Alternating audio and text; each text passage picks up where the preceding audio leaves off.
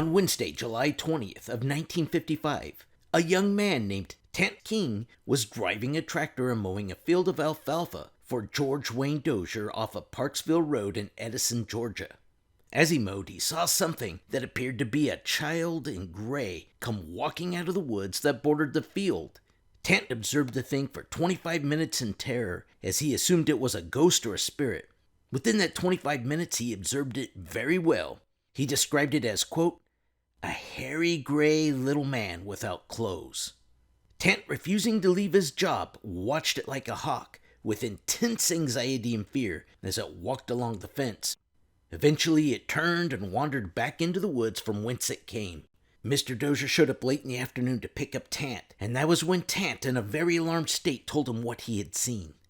Mr. Dozier asked why he didn't go up and inspect it, and Tant replied that he was too scared. He thought it was a ghost and did not want to crowd it. Mr. Dozier believed Tant was seeing things, but also knew Tant to be an honorable young man of his word. He went out to the spot and found fresh, outlandish tracks, and he described them as, quote, being the size of a hand with 4 claws turned out sideways. Dozier was astonished by the tracks and marveled at them. The next morning, on July 21st, Dozier went into Edison and told a number of people about the tracks and Tant's encounter. 2 or 3 men were eager to see these tracks and search for this little entity. Dozier and the men lucked out as a fresh set of these tracks were made in the ground. When they got to the fence, one of the men found a long 3-inch white curly hair that did not match Tant, Dozier, his farmhands, or the men searching. Dozier wisely extracted the hair and had it sent to the Georgia Bureau of Investigation, or the GBI, for analysis. Somehow, word of this entity leaked out, and the next day a reporter released a story that an 8-foot-tall monster was in the area jumping fences. Also on that day, more of these tracks were found in the area, but still no more sightings of this hairy entity. Then, on Sunday, sometime after church at the home of Toby and Alberta Dunnell, the cows began to run mad in terror. Alberta was home alone with her little 8-year-old son Toby. They went out on the back porch to figure out what was going on when Alberta and Toby spotted a little man walking towards the house.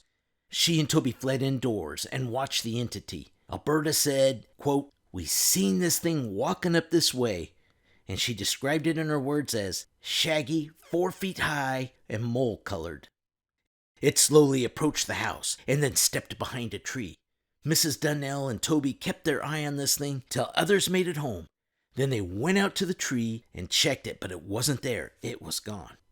Mrs. Dunnell said it was not a ghost because ghosts don't leave tracks. Alberta remarked how the cows refused to go back to the spot the thing was sighted at. The worst part was Alberta had been growing and maintaining a field of cotton down by the woods. But she was so unnerved by this thing that she said if they didn't catch it soon, she was going to let the entire crop rot. The next day, on July 25th, Martha Dunnell, Alberta's 16-year-old daughter, eyed the creature prowling in a different part of the yard. She described it slightly different than Alberta as being brownish. She also said it walked upright, was shoulder high, and hairy. On July 27th, another investigation was done around the Dozier land, and once again they found fresh tracks. But they had also found where the thing had taken citron melons and began to eat the citron melons and left clear, sharp teeth marks in the rinds. Another farmer nearby, over at College Road, 29-year-old Julian Otis Lane, had also reported his cantaloupes being destroyed by something and partially eaten. On July 28th, numerous men set up at Dozier's land in anticipation of seeing the little thing, but no luck. The sheriff of Calhoun County, Ivan Jones, had also taken the reports very serious as well and announced they were going to do all they could in search of this thing. Then, the sights, the tracks, the eaten melons, in there. No more reports of anything were made. On August 2nd, the findings of the hair from the GBI were released. The hair turned out to be human. On August 3rd, the Atlanta Constitution had reported that someone had released 2 coyotes in the area, and that's all it was, patting themselves on the back for solving the mystery. You're probably saying to yourself that coyotes don't walk on 2 legs. Well, this is how they always handle these cases. Just make up absurd answers and then blow it off.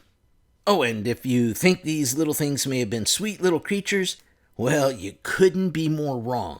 5 days later, after the last sign of evidence, they not only reappear, but they charge and attack a forestry worker just 35 miles northwest of these sightings. But we'll talk about that in the next episode of The Adventure Guide.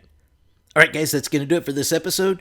Be sure to hit that like button and subscribe. And until next time, we're off on another adventure. God bless.